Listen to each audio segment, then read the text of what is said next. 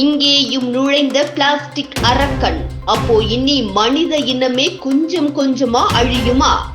நம்மளுடைய பாட்டி தாத்தா காலத்துல நம்ம அம்மா அப்பா கூட பிறந்தவங்களோட எண்ணிக்கை பார்க்கும்போது அதிகமாக இருக்கும். 3 அக்கா இல்லனா 3 அண்ணன், 2 தம்பி 2 தங்கச்சி, நான் தான் கடைசி பொண்ணு, எனக்கு முன்னாடி 5 பேர் இருக்காங்க, எனக்கு முன்னாடி 3 பேர் இருக்காங்க என நம்முடைய பெற்றோர்கள் நம்மிடம் கூறுவதை கேட்டிருப்போம். மேலும் நம் உறவினர் விழாக்களுக்கு செல்லும் போது பெரியப்பா சித்தப்பா என்று பல உறவினர்கள் இருப்பதையும் பார்த்திருப்போம். ஆனால் இன்று ஆண் பெண் இருவரும் உழைத்தால் மட்டுமே பண தேவைகளை பூர்த்தி செய்ய முடியும், குடும்பத்தையும் நடத்த முடியும் என்று ஆண் பெண் இருவருமே ஓடிக்கொண்டிருக்கின்றனர். அதனால் குழந்தை பெற்றுக் கொள்வதிலும் சிலர் தாமதங்களை எடுத்துக் கொள்கிறார்கள். ஏனென்றால் அதற்கும் கையில் பணம் வேண்டும் என நினைத்து குழந்தை பெற்றுக் கொள்வதையும் தள்ளி போடுகின்றனர்.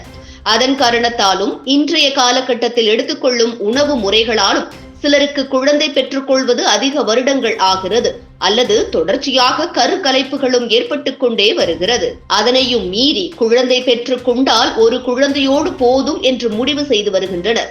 ஏனென்றால் நாம் வேலைக்கு சென்று விடுவோம், குழந்தையை யார் கவனித்துக் கொள்வது என பல சிந்தனைகள் பெற்றோர்களின் மனதில் விழுகிறது. அதற்கு ஏற்றாற்போல் அரசு தரப்பிலும் இருவருக்கு ஒருவர் என்ற ஒரு பாலிசியை பின்பற்ற வேண்டும் என்று கூறியுள்ளது. அதே சமயத்தில் திருமணமாகி எந்த ஒரு காரணத்திற்காகவும் குழந்தை பெற்றுக் கொள்வதை தள்ளி போடாமல் இருப்பவர்களுக்கும் உடனடியாக குழந்தை கிடைத்து விடுகிறதா என்று பார்த்தால் அதுவும் இல்லை. பல மருத்துவமனைகளுக்கு ஏறி இறங்கி பல சிகிச்சைகளை மேற்கொண்டு பரிசோதனை மேற்கொண்டு சில வருடங்கள் கழித்து குழந்தை பாக்கியம் கிட்டுகிறது. இதற்காக அவர்கள் மருத்துவமனை மட்டுமின்றி அதிக கோயில்களில் நாடி செல்வார்கள். இதனை ஊருக்கு 2-3 மகப்பேறு மருத்துவமனைகள் தற்போது அதிகமாக காணப்படுவதன் மூலம் புலப்படுகிறது.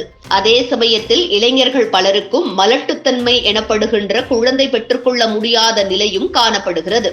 இதற்கெல்லாம் என்ன காரணம் என்று ஆராயும் போது அவர்கள் எடுத்துக்கொள்ளும் உணவு முறைகள் முக்கிய காரணமாக கூறப்பட்டாலும் அவர்கள் பார்க்கும் வேலை மற்றும் தினசரி நடவடிக்கைகள், புகைப்பிடித்தல் மற்றும் மது போன்றவற்றை அதிகமாக எடுத்துக் கொள்ளுதல் என பல காரணங்கள் இதற்கு கூறப்படுகிறது. இதில் ஆண் பெண் இரு பாலினமும் பாதிக்கப்படுகின்றனர். இந்த பாதிப்பை தெரிந்து கொண்டு அதற்கான அடுத்த கட்ட முயற்சிகளை ஒரு தம்பதி மேற்கொள்கின்றனர். சில நேரங்களில் அது விவாகரத்தாகவும் பல நேரங்களில் குழந்தையை தத்தெடுத்து வளர்க்கும் வழியையும் அவர்களுக்கு காண்பிக்கிறது. இந்த நிலையில் ஆண்களின் விதைப்பைக்குள் மைக்ரோ பிளாஸ்டிக் கலந்திருப்பதாக ஆராய்ச்சியாளர்கள் கூறியுள்ள தகவல் தற்போது பெரும் அதிர்ச்சியை ஏற்படுத்தியிருக்கிறது. அதாவது நியூ மெக்சிகோ என்ற இடத்தில் அமைந்திருக்கும் பல்கலைக்கழகத்தில் 47 வளர்ப்பு பிராணிகள் மற்றும் 23 மனிதர்களையும் ஆய்விற்கு உட்படுத்தி அவர்களின் திசுக்களை எடுத்து மைக்ரோ பிளாஸ்டிக்கின் விகிதம் எவ்வளவு இருக்கிறது என்பது குறித்து மேற்கொள்ளப்பட்ட ஆய்வில் ஆண்களின் பிராணிகளின் உடம்பில் இருக்கின்ற மைக்ரோ பிளாஸ்டிக் அளவை விட 3 மடங்கு இருப்பது தெரிய வந்துள்ளது.